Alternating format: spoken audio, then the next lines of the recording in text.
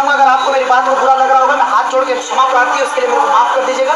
लेकिन आज इसलिए इतना उग्र होकर बोलना पड़ रहा है कि इतना बंडल हो गया सर, अभी तो और कितना पावती है जिसको मेरे पास कलेक्शन ही नहीं है। तो मेरा निवेदन है सर, इस मामला में आप पावती हिसाब से भी अगर केवल जाँच भी करवा देंगे ना सर, दूध का दूध और पानी का पानी। थाने में टीआई पास जाने से टीआई बोलते हैं घर का मामला नहीं होता है। बेकार बेकार घर का मामला बना के हमारे बसी लोगों को कमजोर बना देते हैं, उनकी समस्या को कम करा देते हैं। ठीक है, जांच करवाते हैं। बिल्कुल। क्या कारण है आप सड़क पे उतरे?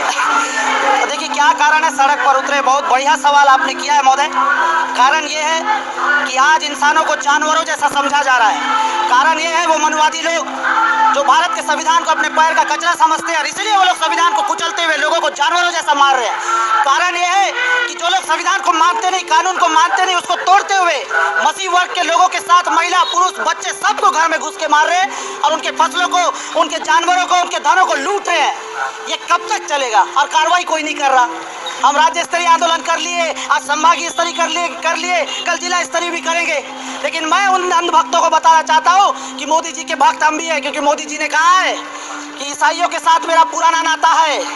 और इसलिए अगर आप भी मोदी भक्त हैं और हम भी मोदी भक्त हैं तो थोड़ा मोदी जी का बात को रख लीजिए, उनका मान रख लीजिए। काहे संविधान को हाथ में ले रहे? मैं उन भाइयों से बोलना चाहता हूँ, सच्चाई के रास्ते में आइए, संविधान को हाथ में लेके संविधान को तोड़ने का काम मत करिए।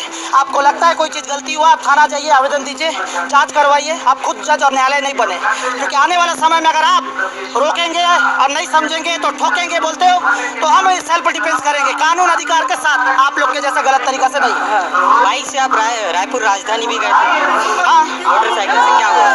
हजारों की भीड़ में हमने बाइक से जगदलपुर से न्याय हक अधिकार यात्रा निकाला। फिर 29 तारीख को हमने आंदोलन किया, हजारों की संख्या में आंदोलन करते हुए हम लोग मंत्रालय का घेराव किया। वहाँ भी हमने पूरे छत्तीसगढ़ के 7-8 संभागों का पीड़ित समस्या को लेकर ज्ञापन दिया। और आज आप देख सकते हैं उसके बाद भी जांजगीर चांपा में हमले हुए, उसके बाद भी दौंडी लोहारा में हमला हुआ, उसके बाद भी कोरबा में आज भी अपने जमीन के अधिकारों के लिए लोग वहाँ पे डटे पड़े हैं। उसके बाद भी बस्तर इलाका के छीनगढ़ ब्लॉक में हुआ, केसकाल में हुआ, फरस गाँव में हो गया, कोंडा गाँव में हो गया। अभी तत्काल में हमारे लौंडीगुड़ा ब्लॉक के थाना बड़ांजी और थाना लौंडीगुड़ा में हमला हुआ है, उनके साथ मारपीट हुआ है। आज सुबह शोभा नाम का व्यक्ति का हम जमानत लिए हैं। क्या चल रहा है? या तो इकट्ठा भाजपा सरकार या जो विपक्ष दल में बैठे, क्योंकि विपक्ष दल को मैं इसलिए बोलूंगा क्योंकि वो भी ये संवैधानिक कृत्य पर एक भी प्रश्न विधानसभा के पटल पर नहीं कर रहे। क्यों नहीं कर रहे हो भाई?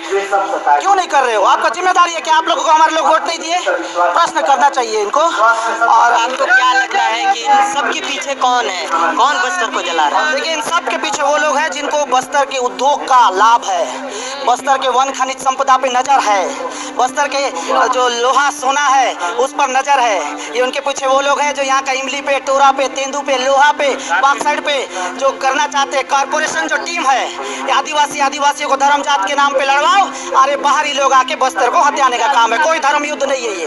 सवाल ये है कि इतना सब कुछ स्पष्ट होने के बाद भी जिम्मेदार नेता, जिम्मेदार अधिकारी इस पर कान पर जू तक नहीं रेंग रहा है इनका। अब मीडिया भी नहीं दिख रहा है कहीं पर। सबसे विडंबना का बात यह है, इतना बड़ा घटना हो जा रहा है, किसी के हेडलाइन में नहीं है।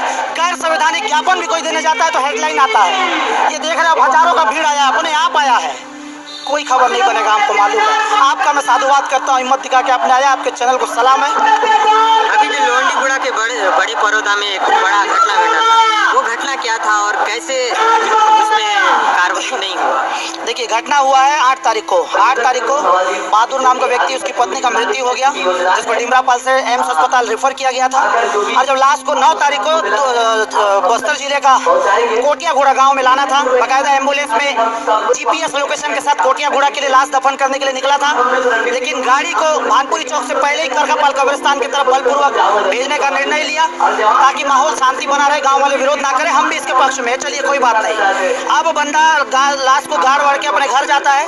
घर जाने के बाद में उन 7-8 लोग के साथ बेदम मारपीट किया जाता है। इतना मारते हैं कि एक का सर, आंख, माथा तक फूट जाता है। 3 साल की उसकी बच्ची को उठा के फेंक देते हैं। रात भर उसकी बच्ची को रखे थे और ये मार खाए हुए लोग को रात भर दरवाजा बंद करके रखे थे। बंद करने वाले कौन थे? वही जो मारे बाकायदा नाम है। पुलिस भी जब मारपीट की घटना हुई उस समय पुलिस की मौजूदगी वहाँ थी, ऐसा बता रहे? सुरक्षा दृष्टि को देखते हुए पुलिस वहाँ उपस्थित था, लेकिन कहीं कोई कार्रवाई नहीं होना अभी जांच का विषय, प्रश्न है। कितने लोगों के साथ मारपीट हुआ? 7-8 लोग कमरे में बंद थे। 3 लोगों के साथ प्रत्यक्ष रूप से डंडा के साथ में छाती में मुक्के से मारा गया। बाकी जो 4 लोग थे, रूम के अंदर अंधेरा था, वो लोग छुपे हुए थे। अपराध पंजीबद्ध करने के लिए पुलिस पास गए थे? अपराध पंजीबद्ध के लिए हम लोग पुलिस पास नहीं गए हैं। आवेदन हम लोग बनाए हैं, लेकिन मामला के लिए FIR हम लोग नहीं कराए हैं। और इसलिए नहीं जा पाए क्योंकि उसी बीच में शोभा भाई के ऊपर एक्शन ले लिया गया, उसको जेल भेज दिया गया।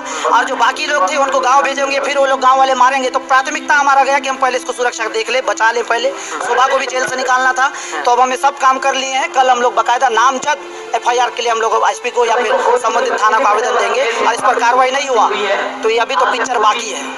अभी आप कलेक्ट्रेट कार्यालय गए थे जो चर्च के ठीक बगल में, वहाँ किन से मिले और क्या बातचीत हुई? मैं जानता नहीं था, लेकिन मैं संबंधित अधिकारी से पूछा कि आप कौन है, तो अपने आप को जिला प्रशासन का एडिशनल ऑफिसर बताए हैं। और उनके समक्ष में मैं ज्वलन प्रखर होकर के अपने न्याय के मुद्दों को मैंने रखा है। क्या कहा उन्होंने? आश्वासन दिए है कि हम जितने भी पावती जो ज्ञापन में मेंशन किए उन तमाम पावतियों में हम जांच करवाएंगे और तमाम प्रकार का जो भी कार्रवाई बनता है हम करेंगे बोले।